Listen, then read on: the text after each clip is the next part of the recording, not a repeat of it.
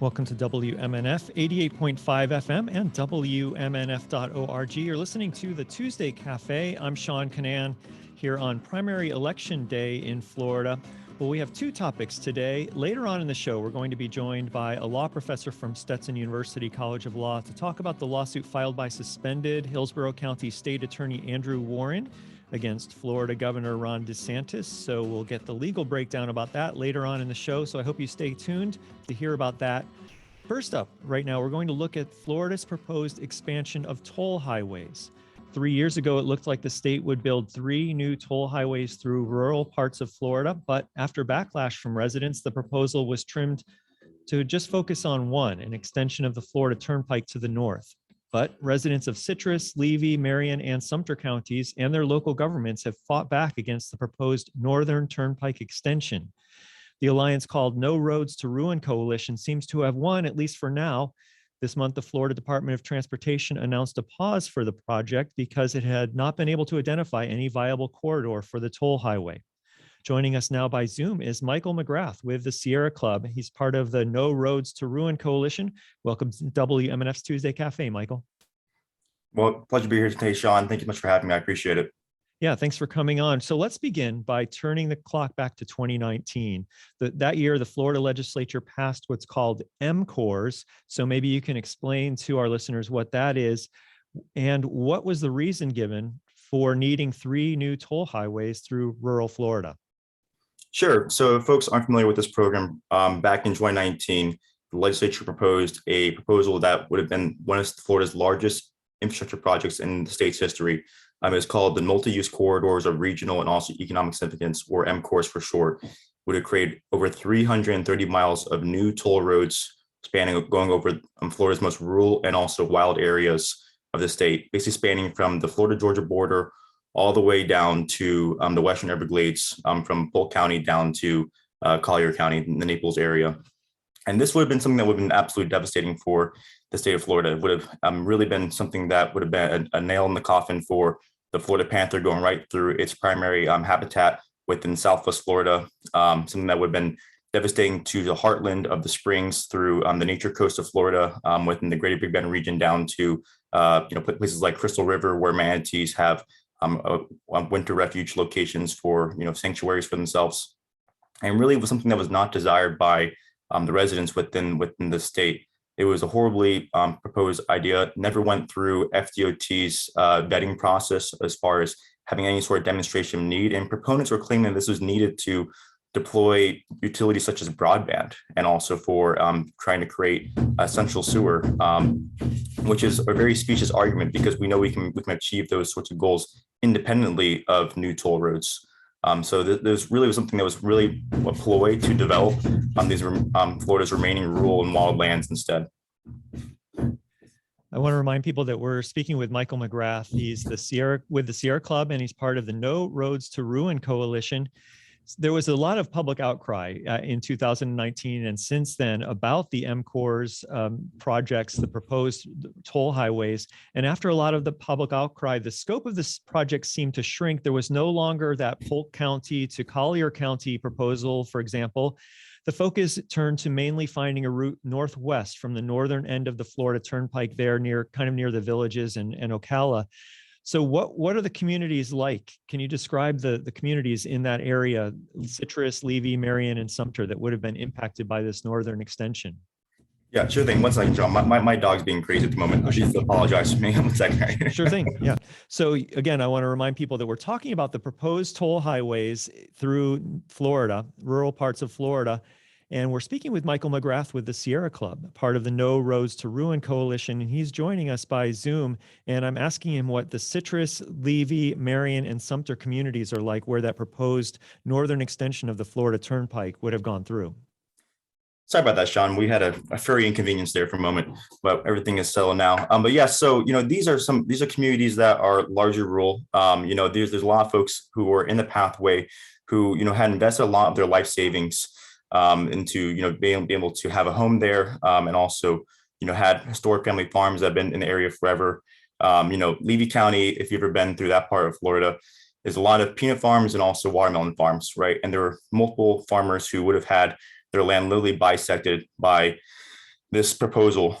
Over in Sumter County, there is a community called Royal, which is a historic Black community, which is settled by formerly enslaved individuals, and has remained really a tight-knit and also loving community since then as well. And all four of the proposals would have gone right through the community of Royal. There's nothing that's a more blatant example of environmental racism than this, of trying to ram a new highway through, a historic Black community. Unfortunately, in America, we've seen scars of this within our country's history time and time again. All we have to do is look here in Florida with the way that I-95 was done within places like Jacksonville and also Miami, or also I-4 was done with Orlando, or 275 over in St. Pete. We can see blatant examples of these highways being rammed through Black communities within our state, and it's something that we have enduring legacies with that have created things around segregation and also environmental injustice. And this would have been the latest example of that as well. So this is something that was a bad proposal for not only communities of color, but also rural communities within Florida, and something that residents really did not want to have impact their quality of life.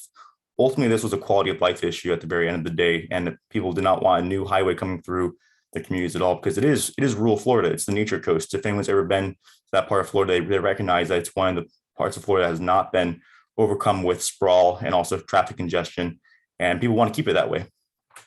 And I want to get input from our listeners as well. If you'd like to email us at dj@wmnf.org or text 813-433-0885 and tell us what your thoughts are about these proposed toll roads, especially this toll highway, the extension to the turnpike that was proposed through Citrus, Levy, Marion, and Sumter counties.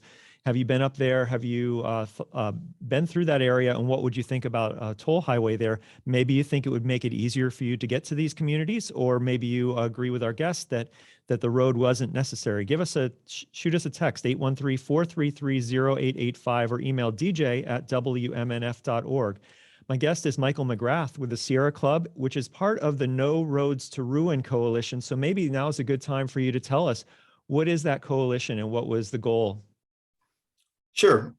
So the coalition was started, as you indicated, back when MCORS was proposed back in 2019. To date, we are a coalition of more than 115 partners of different statewide organizations and local organizations and businesses that are committed to the no bill adoption for each of the proposed MCORS toll roads.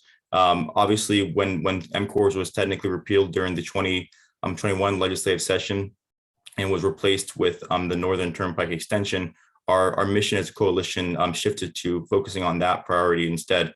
And since then, we've been relentless in our organizing activities, working in tandem with local residents and also local governments to make sure that we can reject this proposal and stop the creation of a new toll road through Florida's rural areas. So really, it's a coalition that has been so successful because we refuse to compromise, and we don't mince our words. We've always been very clear that we want the no bill option, the no action taken option for any new toll road proposal within Florida when it comes to this MCORS project. And we were very successful in being able to make our opposition very clear with the state over the last 9 months, especially as once those FDOT kickoff meetings have occurred with the Northern Turnpike extension in Citrus, Marion, Levy, and Sumter counties. And I think our listeners are familiar with when big groups, like, forgive me for saying it, but like the Sierra Club is a big group, where big groups come in and they push their message. But this actually turned out to be really a grassroots effort. Tell us about the resolutions, the no build resolutions that happened in a range of small towns and counties in that area.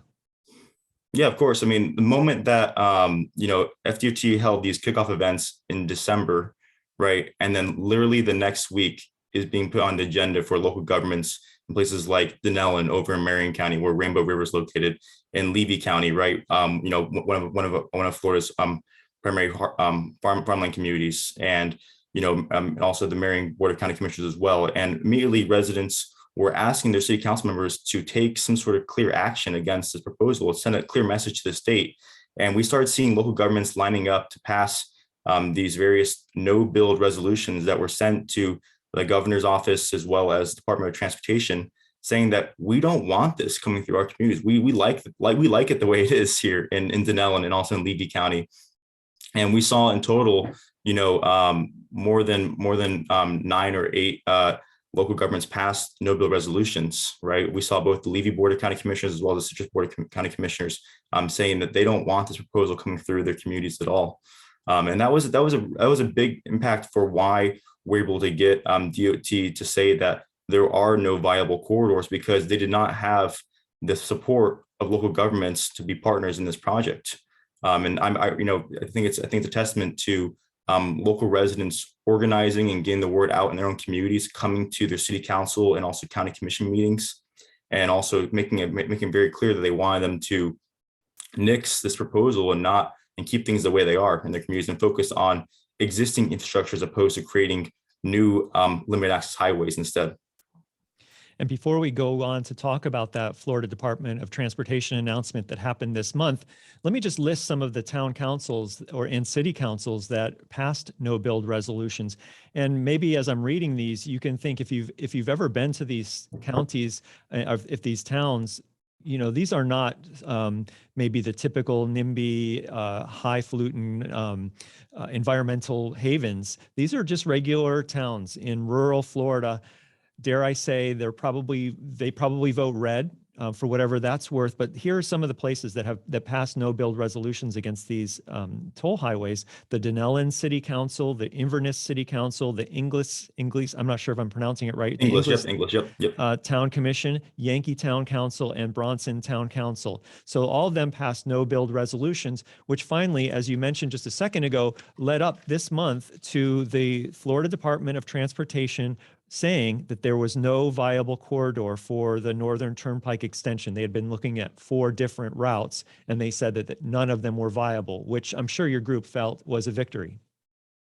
Absolutely, yeah. And obviously, we're going to remain very involved and also be very aware of any updates that happen from the Department of Transportation. But it's a very good victory for right now to see that there is no viable corridors with that proposal for creating these toll roads through rural Florida. For the listeners who aren't familiar, there were 4 different routes that are being considered, and each of those would have impacted the communities that you just listed that passed these various no build resolutions. And the fact that that people were saying that we don't want this in anyone's backyard, right? We collectively want to say that we don't want this going through any community was a very powerful testament of solidarity across the entire region. And we're just very proud that all the residents were able to come together and really do some historic organizing in their communities and also really get out the word. We had people knocking on each other's doors, bringing flyers, telling people to come to this county commission meeting or city council meeting and to, hold their own no build sign and put on, stickers saying rural Florida says no toll roads. And it was really a testament to people power at the end of the day, right? I mean, I think that's something that's an encouraging story that we can all think about in the future, is how neighbors and residents across various political spectrums and also different backgrounds can come together around a common cause and try to make sure that we protect the things that are so important to all of us.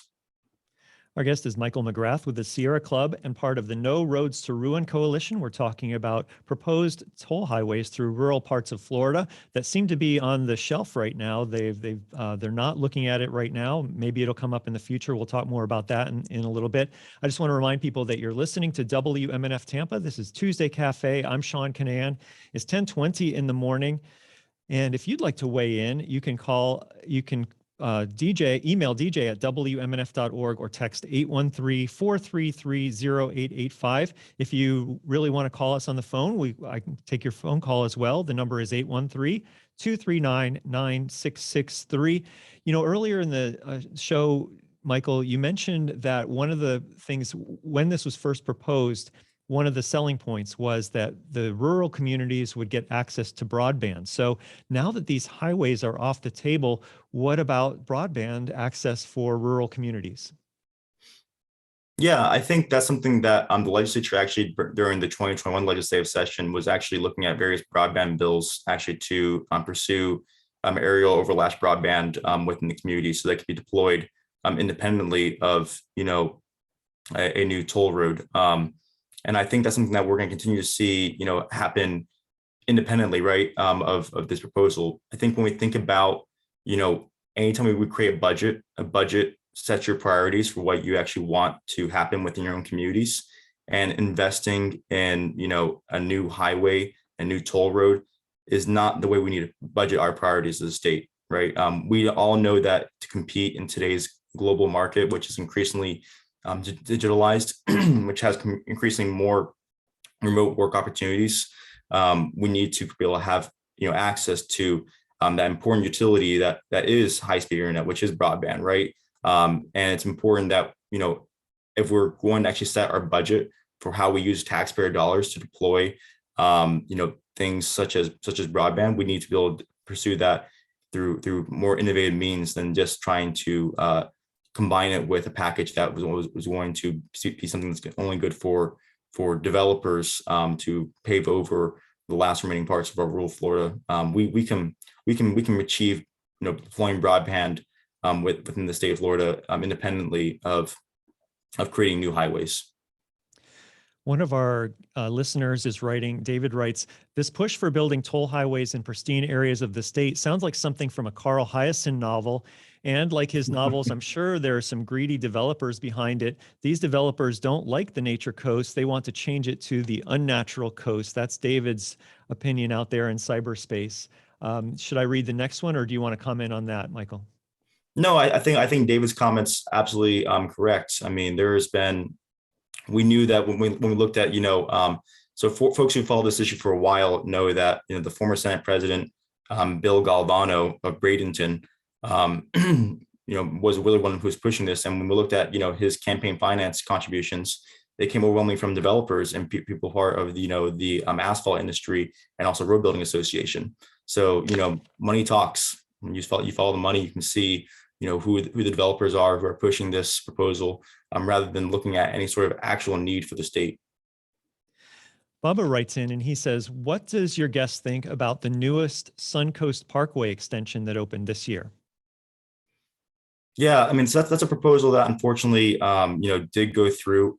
That was something that the Sierra Club was opposed to when it was being considered, really for the last 20 years or so. And it's unfortunate that happened because it really did bisect some really pristine lands with the Cucci Forest, as well as, various spring sheds in the region. And we've seen what's happened with the Suncoast Parkway after the fact. We've seen sprawl develop within Hernando and Pasco counties. We've seen, and also Citrus County as well.